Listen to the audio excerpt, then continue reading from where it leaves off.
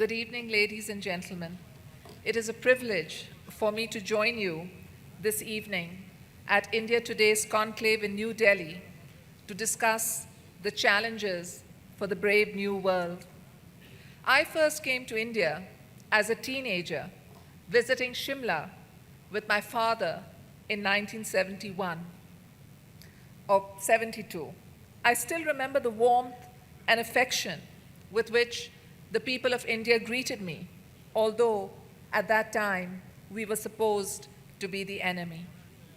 Following the Shimla Agreement signed between my father, Prime Minister Zulfikar Ali Bhutto, and Prime Minister Indira Gandhi in 1972, I came away from Shimla with a strong feeling that peace between India and Pakistan must endure. It gives me, therefore, great satisfaction that since the signing of the Shimla Agreement 35 years ago, India and Pakistan, although engaged in conflict, have not gone to full war against each other. The enormity of this is better understood when we appreciate that between 1947 and 1971, a period of 25 years, India and Pakistan fought 3 wars. As Prime Minister of Pakistan, I worked with Prime Minister Rajiv Gandhi to build on the spirit of Shimla. Our governments signed the first agreements since Shimla, the agreement not to attack each other's nuclear installations, as well as other agreements. And it was in 1988, at the SAARC conference in Islamabad, that I proposed we transform SAARC from a cultural organization into an economic one. The South Asian Preferential Tariff Agreement was born as a consequence.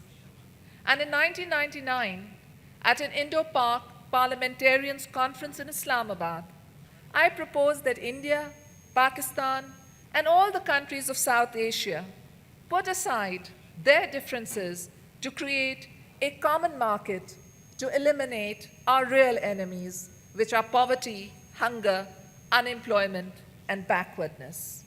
And I propose we do this through soft borders.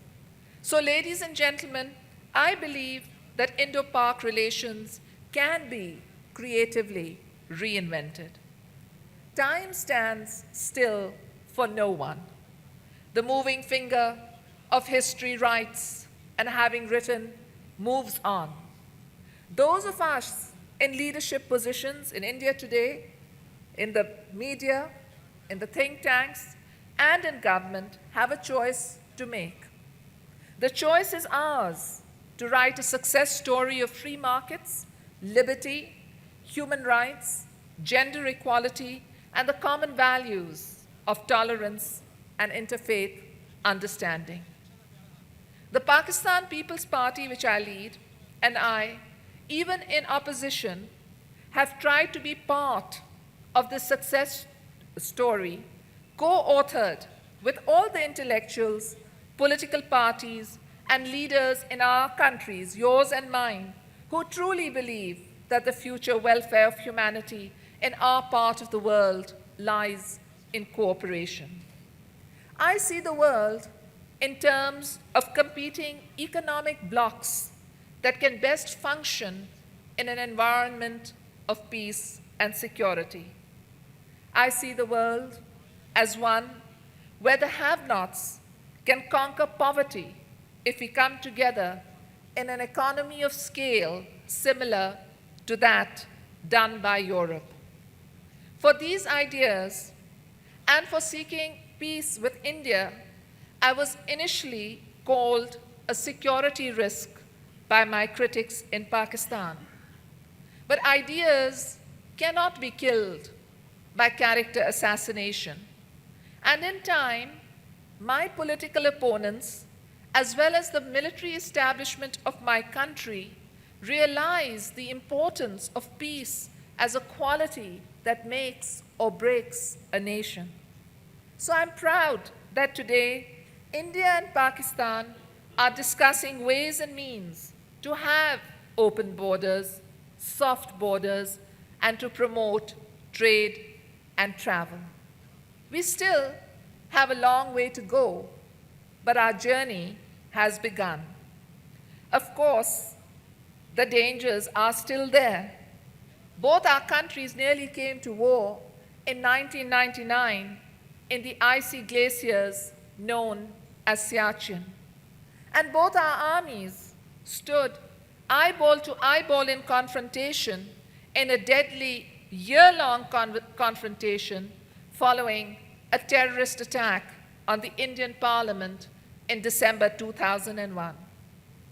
And the recent attack on the Samjhauta Express this year once again demonstrated to us the fragility of a peace process that can be disrupted by those dedicated to violence. We know now that there is an emerging consensus between the political parties of India and Pakistan, an emerging consensus between our military and security establishments that peace must be established. And there is also an emerging consensus that the one serious danger to the peace process comes from the militants and the terrorists. The challenge for us is to therefore dismantle the militant cells so that they cannot hold the foreign policy of two independent nations hostage to their acts of terror. And it is in this connection that I welcome the decision by India and Pakistan to work together on anti-terrorism efforts and share information relating to terrorism. I commend Prime Minister Manmohan Singh and the Government of India for refusing to rise to the terrorist bait in blaming Islamabad when a militant strikes. The militants are our common enemies. They are the enemies of peaceful relations between our two countries. Both the governments of India and Pakistan are declaring their deep desire to resolve the Kashmir dispute, to build peaceful relations, and to work for greater economic cooperation. I welcome these efforts to reinvent our relations. However, there were many well-wishers who advised me to oppose the present peace process between India and Pakistan on two grounds. First, they argued that it lacked legitimacy as Pakistan is presently governed by a military regime which holds on to power by virtue of its military constituency. Secondly, they argued that since Indo-Pak relations and the Kashmiri dispute excite passions easily, by opposing the peace process as a sellout, we could mobilize public opinion against the military dictatorship in Pakistan and facilitate the transfer to democratic rule.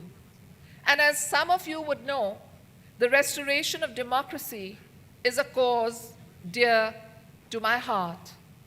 It is a cause for which my father and brothers laid down their lives, as did hundreds of party workers and others belonging to the democratic opposition. It is a cause for which my husband cumulatively spent 11 and a half years of our 19-year marriage in prison without a conviction, and for which my brothers, mother, and I have spent long years in exile. Yet, my party and I did not choose that easy route to create mass frenzy, because it is our belief that the future happiness of all the people of South Asia lies in creating a peaceful environment that provides opportunities for our youth. I do agree that there are issues of legitimacy involved when a non-representative government negotiates, because I feel the people are not co-opted. And when I look at the situation of the tribal areas in Pakistan, where the Taliban have regrouped, I see it as an example of the non-co-option of people in a process. For despite 80,000 Pakistani troops being sent to the tribal areas of Pakistan, our regime was forced into signing a peace treaty with the militants due to the lack of popular participation or participation at the grassroots level of our people. And this proves my point that without political participation, it's difficult to make lasting advances. Today, it is a matter of satisfaction for those of us who envisaged open borders, trade and travel between India and Pakistan before it became fashionable to do so, to witness the Pakistani military dictatorship sign onto the peace process and commit itself to resolving issues with India in a peaceful manner. There are voices that claim that the present peace process with India is an eyewash meant to cover the regime in Islamabad in election year to neutralize the very active international Indian lobby. They argue that after stage managing the election schedule in Pakistan later this year, all it will take is one more militant attack to recreate the tensions that have marred Indo-Pakistan relations in the past. However, I do not believe that we should base our policies on fear. I believe the challenge for us to reinvent the future lies in building our policies by basing them on hope. And for that hope to be materialized and formalized, I believe that Islamabad needs to deal with the issue of both militancy and terrorism. Militancy and terrorism are the roots of violence, senseless destruction, and loss of lives. We have to protect innocent people of our countries by each one of us working for the dismantlement of militant groups, the elimination of terrorism, and the promotion of interfaith tolerance and harmony. These initiatives and objectives are all the more important in this, the 60th year of the independence of our country. For as many of you know, this August, both our nations will observe 60 years of independence. And in this, the 60th year of our independence, I propose that the leadership of India and Pakistan put an end to the destructive chapter in the lives of our countries. I propose that on the 60th anniversary of our nations this August, the leaders of our country meet together in a summit to declare their commitment to bring us the permanent tranquility and progress and prosperity that two neighboring countries must have.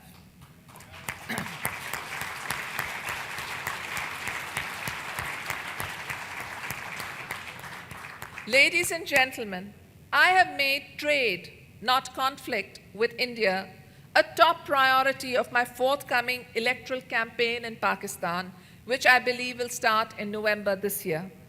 At 60 years of age, we must pledge an end to war, terrorism, and death. For 60 years of freedom gives us the maturity to change our direction dramatically. I am committed to bringing peace between our two countries.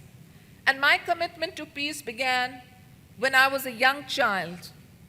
I lived through the bombings of the 1965 war between our two countries. I heard the stories of the dead and of the homes destroyed and of the destruction of infrastructure, which put both our countries backward in their quest to modernize. I saw my mother running to help the wounded and the injured. As a student at Harvard University in America, I joined up with my fellow students to protest the Vietnam War, a war they felt was unjust and did not want to fight. And since then, I have seen many more conflicts on televisions in the Middle East, in Afghanistan, between Iran and Iraq, and now civil war in Iraq. The more I see the devastation of war, of how the vultures descend to feed on the bodies of dead children, the more I am convinced that we must keep our region secure and peaceful, for we cannot fail our children. I see that India and China have a dispute with each other, but they do not go to war against each other. And I believe we must learn from this model to develop our own relations. As an undergraduate at Harvard University, I met your late Prime Minister Indira Gandhi at Shimla.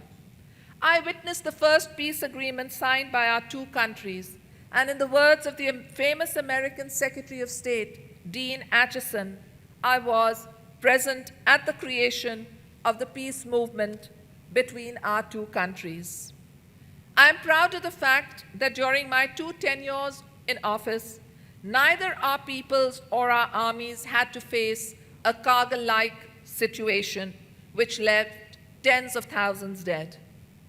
I'm proud of the fact that during both of my tenures in office, there were no terrorist attacks on Indian targets, such as the Bombay blasts or the Indian Parliament blast.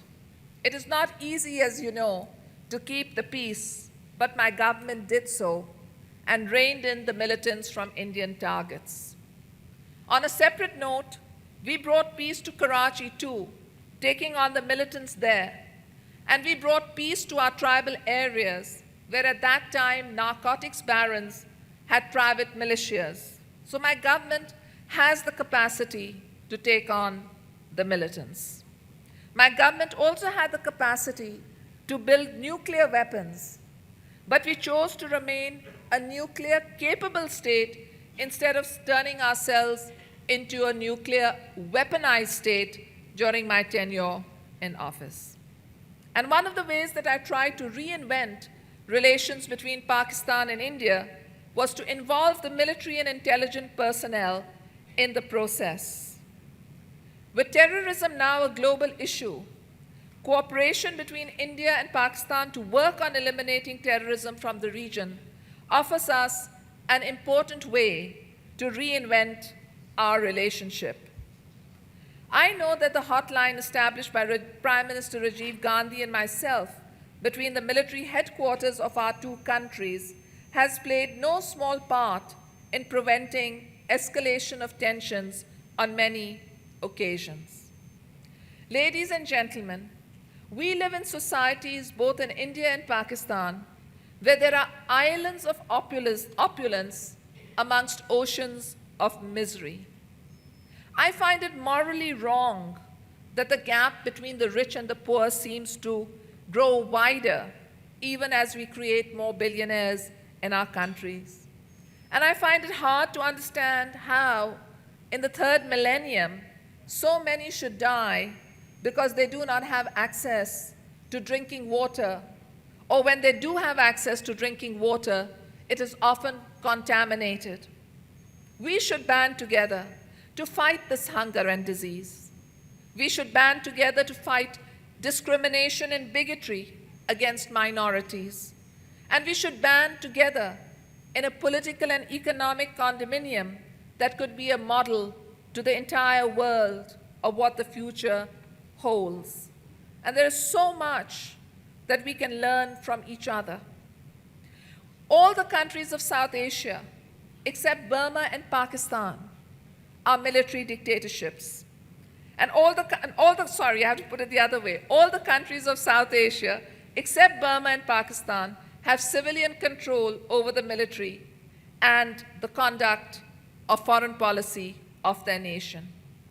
I remember studying the Cuban Missile Crisis of 1962 in America. And the American military was prepared to go to war over the Cuban Missile Crisis. If they were in charge of American foreign policy, there could have been a war between the two superpowers, which would have led 100 million people dead. But American foreign policy was in the control of a civilian, and President John F. Kennedy did not use the military option. And that showed to me the importance of civilian control over the military. Former Prime Minister Nawaz Sharif, who was once my rival, and I have signed a Charter of Democracy.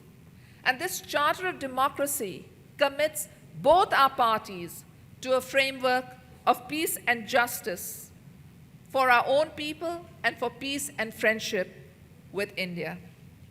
Last year, President Bush said in his annual State of the Union address, and I quote, "Dictatorships shelter terrorists and feed resentment and radicalism and seek weapons of mass destruction.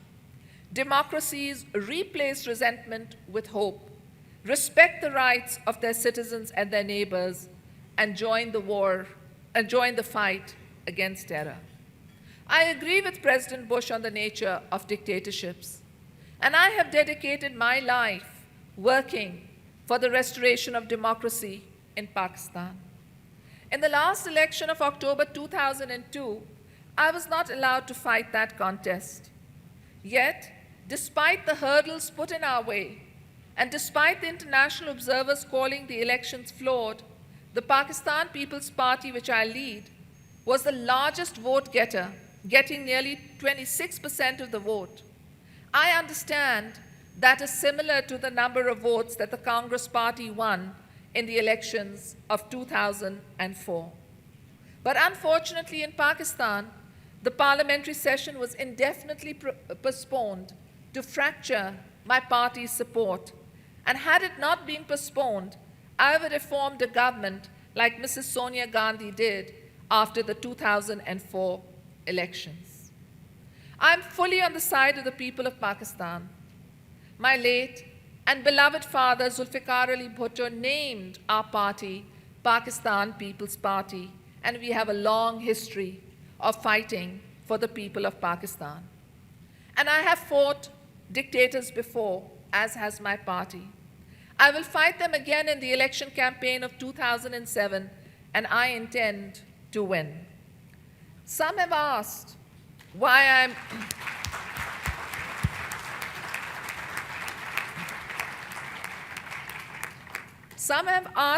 I am returning to Pakistan, and the answer is simple. Pakistan is my home, and I have long ago accepted my responsibilities of leadership. I didn't choose this life. It chose me. I have been honored by the people of Pakistan to be twice elected their prime minister. And during the time of my service in that role, the religious parties never won more than 3% representation in the Parliament of Pakistan. A democratic Pakistan, standing next to a democratic India and a democratic Afghanistan, can start to turn around our part of the world. On the issue of Kashmir, we must make a viable peace. This is a solvable problem that must not take further lives. Pending a final settlement, I agree with the statement of your Prime Minister supporting an autonomous Kashmir running much of its own affairs. A commission can be established between the two countries and the leaders of Kashmir themselves to work out what should be done in foreign and defense affairs. But while working out the solution to Kashmir, we should not allow slow progress on it to be an obstacle to work in other matters of cooperation. And there are several ways to reinvent our relations. These include economic integration, business cooperation, media exchanges, transportation links, energy requirements, sports, entertainment, information technologies, and the peaceful uses of nuclear energy in medicine, education, and agriculture. I remember that economic integration brought Europe the peace it enjoyed since World War II concluded. The Europeans started the European Coal and Steel Community. Jean Monnet, a French economist, and Robert Schuman, the French foreign minister, saw this vital industry as critical to waging war. And so they brought the major European countries together to control steel and to control coal, thereby stopping the war-making capacity of an individual European nation, especially of France and Germany.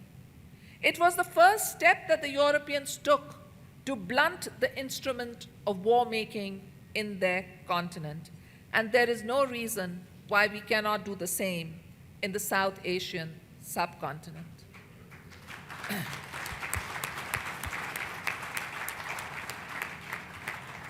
A dear friend of mine who helped bring China and the United States together told me that the two-way trade between China and the United States in 1972 was $25 million, which was done indirectly through Hong Kong.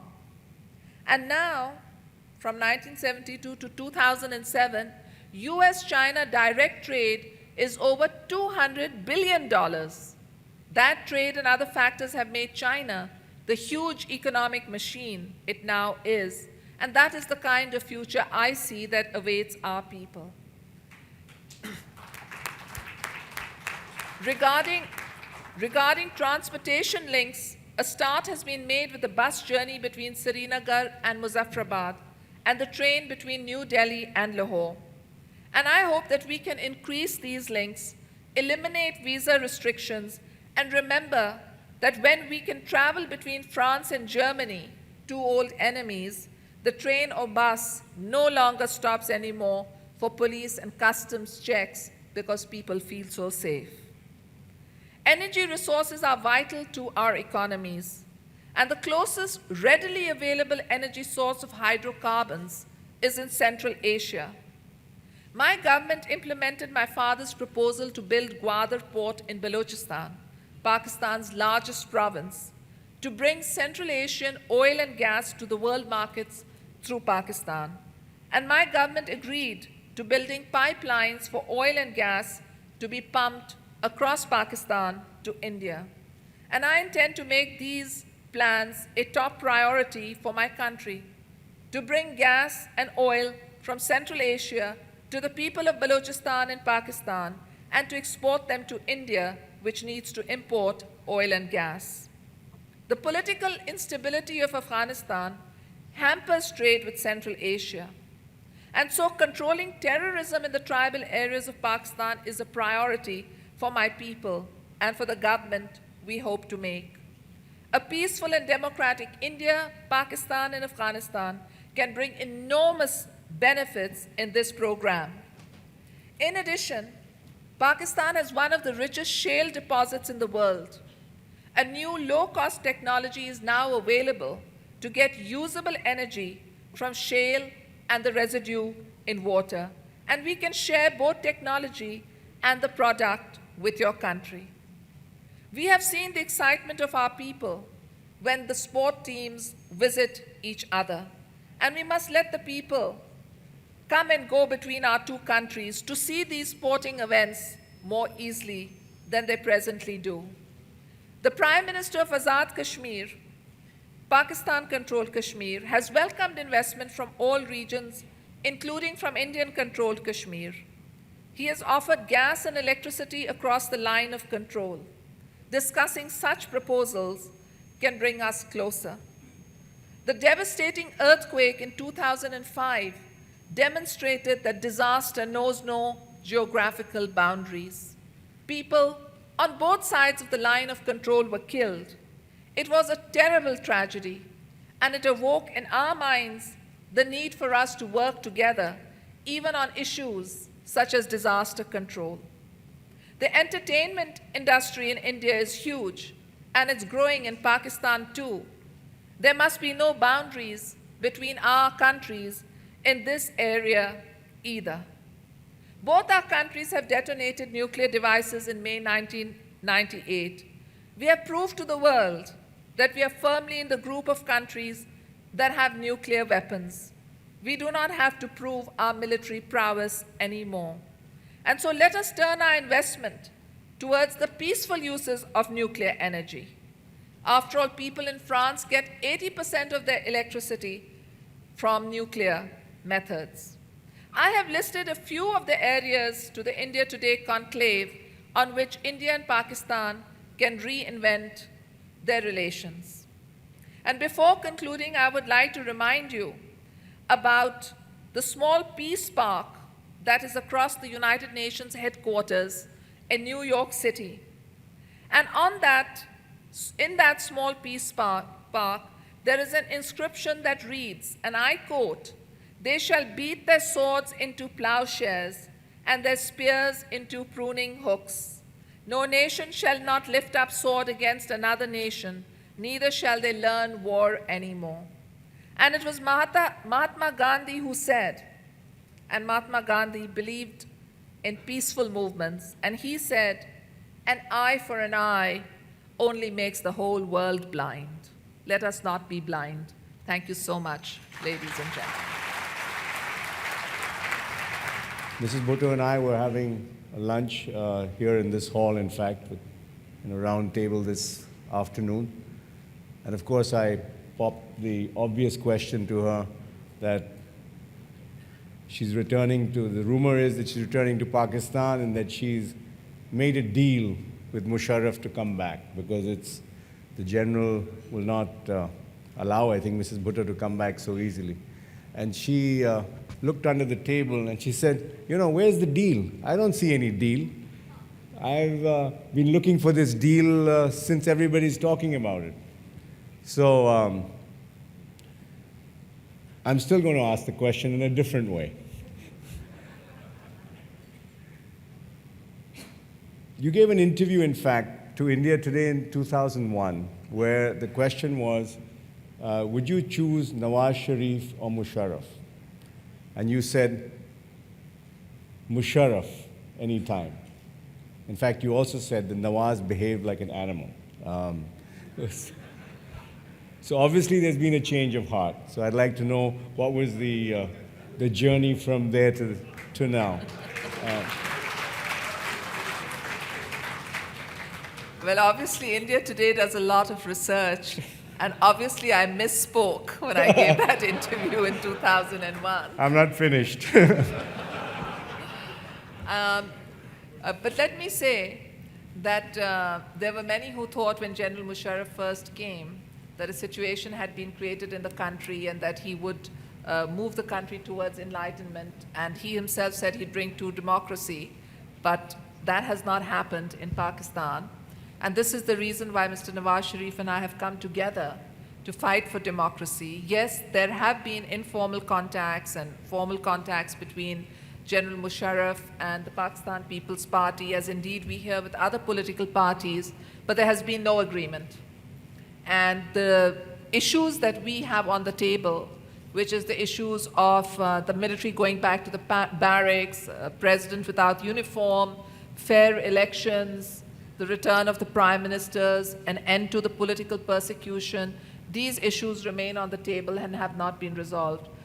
So there is no understanding. We would prefer a stable, peaceful transition to a democratic Pakistan, but it doesn't seem to be happening. And in the meantime, my party and I are preparing to return irrespective of there being no understanding and to fight the general elections. Moreover, Nawaz Sharif and I are both committed to fair elections, to a return of the military to the barracks, to a return to parliamentary sovereignty, and we have also committed ourselves to building peace in the region, particularly vis-a-vis our relations with India.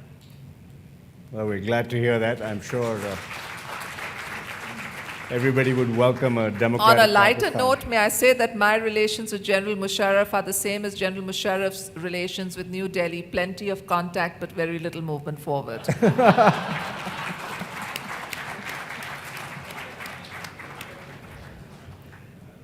If I may just follow this up, perhaps you can elaborate for us of how you see your return playing out. I mean, you have, the president has passed, there's a law there in Pakistan, as you know, that you cannot serve more than 2 terms.